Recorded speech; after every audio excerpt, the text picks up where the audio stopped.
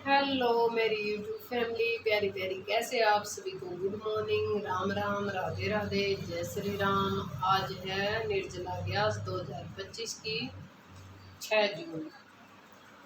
तो किस किस ने व्रत रखा है कमेंट करके जरूर बताना। और मैं अपना है ना कहानी बताऊंगी, ठीक है, कहानी भी सुनाऊंगी।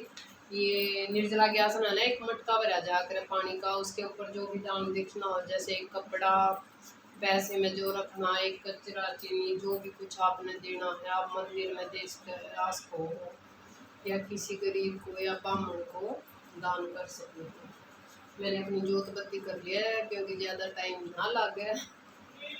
और मैंने आपको ये भी दिखा दिया, मैंने अभी इस पर सतिया भी नहीं करा है, सतिया करूँगी। कर लेती हूँ पहले, मैंने अपने मंदिर में ही रख रखा है, मेरा तो संयोग ही है। और फिर हम है ना निर्जला गैस की कहानी पढ़ेंगे। और जो व्रत हो ना जिस दिन निर्जला गैस का, उस दिन ओम नमो भगवते वासुदेवाय नमः, ओम नमो भगवते वासुदेवाय नमः, इस मंत्र का जाप करना चाहिए।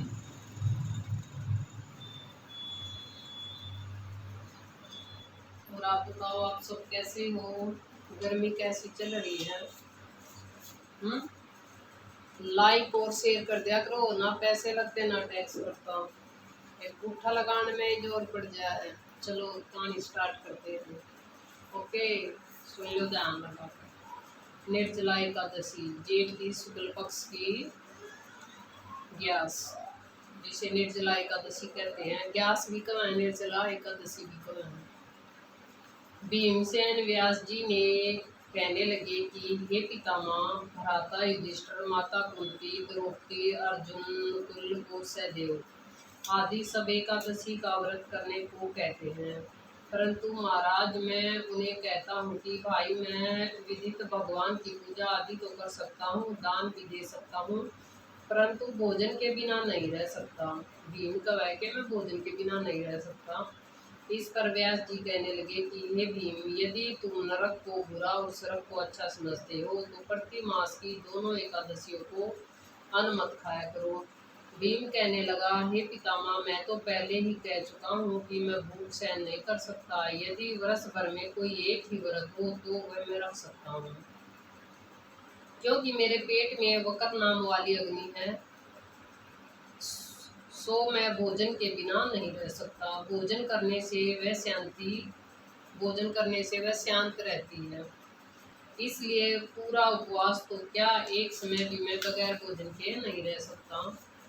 अतः आप मुझको कोई ऐसा व्रत बताए जो वर्ष में केवल एक ही बार पड़े और मुझको स्वर्ग की प्राप्ति हो जाए। श्री व्यास जी कहने लगे कि हे पुत्र, बड़े बड़े ऋषियों ने अनेक शास्त्र आदि बनाए जिनसे बिना धन के थोड़े परिश्रम से ईश्वर की प्राप्ति हो सकती है। इसी प्रकार शास्त्रों में दोनों पक्षों की एकादशी का व्रत मुक्ति के लिए लिखा गया है। श्री व्यास जी के वचन सुनकर भीमसेन नरक में जाने के भय से भयभीत हो गए और कांप कर कहने लगे कि अब मैं क्या करूं। मास में 2 व्रत तो मैं कर ही नहीं सकता हूँ, हाँ वर्ष में एक व्रत करने का प्रयत्न जरूर करूंगा, सोच जरूर सकता हूँ। जो भी ना करे वो कर लिया करो भाई, भाई या बहन जो भी हो। अतः वर्ष में एक दिन व्रत करने से यदि मेरी मुक्ति हो जाए तो ऐसा कोई व्रत बतलाइए। यह सुनकर व्यास जी कहने लगे कि वर्षन और मिथुन की क्रांति के बीच जेठ के शुक्ल पक्ष की जो एकादशी आती है, उस एकादशी का नाम निर्जला एकादशी है। तुम उस एकादशी का व्रत करो। इस कहानी के व्रत में स्नान और आचमन के सिवाय जल वर्जित है। आचमन में 6 मास से जल से अधिक नहीं होना चाहिए। आचमन के हो ये पता नहीं है, ऐसे जो उठे न ऐसे नहीं करते, यहाँ खड्डा हो जाए उसने बोला है। इस एकादशी के व्रत में स्नान और आचमन के सिवाय जल वर्जित है। आचमन में 6 मास से जल से अधिक नहीं होना चाहिए, अन्यथा वह मदपान के सदृश हो जाता है। इस दिन भोजन नहीं करना चाहिए क्योंकि भोजन करने से व्रत नष्ट हो जाता है। यदि एकादशी को सूर्योदय से लेकर द्वादशी को सूर्योदय तक जल ग्रहण न करे तो उसे सारी एकादशियों के व्रत का फल प्राप्त होता है। कई व्रती तो मैं भी हूँ, पर निर्जला नहीं हूँ, पानी के बिना नहीं रह सकती। द्वादशी को सूर्योदय से पहले उठकर स्नान आदि करके ब्राह्मणों को दान आदि देना चाहिए। इसके पश्चात भूखे और सत्पात्र ब्राह्मण को भोजन कराकर फिर आप भी भोजन कर लेना चाहिए। इसका फल एक वर्ष की संपूर्ण एकादशियों के फल के बराबर होता है। व्यास जी कहने लगे कि हे भीमसेन, यह मुझको स्वयं भगवान ने बतलाया है। इस एकादशी का पुण्य समस्त तीर्थों और दानों से भी अधिक है। केवल एक ही दिन निर्जला रहने से पापों से मुक्ति हो जाती है। जो मनुष्य निर्जला एकादशी का व्रत करते हैं उसको मृत्यु के समान यमदूत आकर नहीं घेरते, वरना भगवान के पास उसको पुष्प विमान पर बिठाकर स्वर्ग को ले जाते हैं। अतः संसार में सबसे श्रेष्ठ निर्जला एकादशी का व्रत है, इसलिए यत्न के साथ इस व्रत को करना चाहिए। उस दिन ओम नमो भगवते वासुदेवाय इसी मंत्र का उच्चारण करता रहना चाहिए और भू का भी दान करना चाहिए। इस प्रकार व्यास जी की आज्ञा अनुसार भीमसेन ने इस व्रत को किया, इसलिए इस एकादशी का भीमसेन या पांडव एकादशी भी कहते हैं। निर्जला व्रत करने से प्रथम भगवान का पूजन करके यह प्रार्थना करें कि हे भगवान, आज मैं श्रद्धा पूर्वक निर्जला व्रत कर दूसरे दिन भोजन करूंगा। हे भगवान, मैं निर्जला व्रत तो नहीं करूंगी पर भोजन दूसरे दिन जरूर करूंगी। अतः आपकी कृपा से मेरे सब पाप नष्ट हो जाएं। इस दिन जल से भरा हुआ एक घड़ा वस्त्र से ढककर शरण सहित दान करना चाहिए। जो मनुष्य इस व्रत को करते हैं उसको करोड़ों फल सोने के दान का फल मिलता है। ये मैंने एक मटका भी भर दिया, घड़ा जिसने बोला, इसके ऊपर एक कपड़ा सूट भी रख दिया है और फल भी रख दिया है। और जो इस दिन यज्ञ आदि करते हैं उसका फल तो वर्ण ही नहीं किया जा सकता।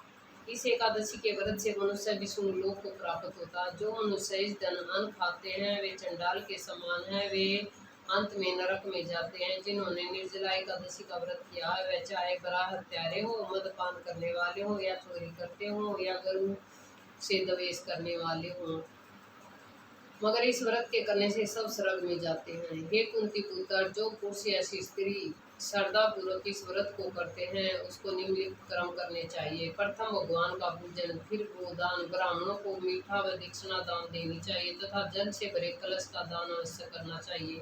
और मैंने मीठे में है ना 1 किलो चीनी मंगाई है, वो दी के आऊंगी। निर्जला के दिन अन्न, वस्त्र, जूती आदि का भी दान करना चाहिए। जो मनुष्य भक्ति पूर्वक इस कथा को पढ़ते या सुनते हैं उसको निश्चय स्वर्गलोक की प्राप्ति होती है। बोल निर्जला ज्ञास माता की जय। ओम नमो भगवते वासुदेवाय नमः। जय श्री कृष्णा, जय श्री कृष्णा, जय श्री कृष्णा। बस इतनी ही कहानी थी भाई। अब मैं है ना गणेश जी की कहानी पढ़ूंगी, क्योंकि 2 कहानी जरूर होया करें तो साथ में गणेश जी की कहानी भी पढ़नी चाहिए। विनायक जी की कहानी। एक छोटा सा लड़का अपने घर में लड़कर निकल गया और बालों की और बोला कि आज तो मैं विनायक जी से मिलकर ही घर आऊंगा। जब लड़का चलते चलते उजाड़ में चला गया, यानी अंधेरा हो गया, वहाँ कोई नहीं था, तो विनायक जी ने सोचा इससे मेरा ही नाम खराब होगा, यह घर छोड़कर आया है मेरा नाम बोलकर, इसलिए इसे घर भेजो, नहीं तो जंगल में शेर वगैरह खा जाएंगे। फिर विनायक जी बूढ़े ब्राह्मण का वेश धारण कर आए और बोले कि तू कहाँ जा रहा है। तब वह बोला कि मैं विनायक जी से मिलने जा रहा हूँ। तब वह बोला मैं ही विनायक जी हूँ, मांग तू क्या मांगता, परंतु एक बार ही मांगना। वह लड़का बोला कि क्या मांगू, अन्न हो, धन हो, हाथी की सवारी हो, महल बैठी सी स्त्री, ऐसे हो जैसे फूल गुलाब का। जो विनायक जी बोले कि लड़के तूने सब कुछ मांग लिया, जा तेरा सब कुछ ऐसा ही हो जाएगा। फिर वह लड़का घर आया तो देखा कि एक छोटी सी बहू चौकी पर बैठी है और घर में बहुत धन हो गया। तब वह लड़का अपनी माँ से बोला कि देख माँ, कितना धन लाया हूँ, विनायक जी ने मांग कर लाया हूँ। हे विनायक महाराज, जैसे उस लड़के को धन दिया वैसे ही कहानी सुनते, उकारा भरते, सबको देना, कहते सुनते हमारे सारे परिवार को धन दान देना है। भगवान सभी का भला करना, सबको सुख शांति देना, सबको सद्बुद्धि देना। तो भैया आपको मेरी ये कहानी कैसी लगी कमेंट करके ज़रूर बता दियो। अगली वीडियो में फिर मिलेंगे, तब तक के लिए राधे राधे। जय श्री राम, जय श्री राम, जय श्री राम, जय श्री कृष्णा। और ओम नमो भगवते वासुदेवाय नमः इस मंत्र का जाप जरूर करते रहना चाहिए। ठीक है, ओम नमो भगवते वासुदेवाय नमः, ओम नमो भगवते वासुदेवाय, ओम नमो भगवते वासुदेवाय नमः।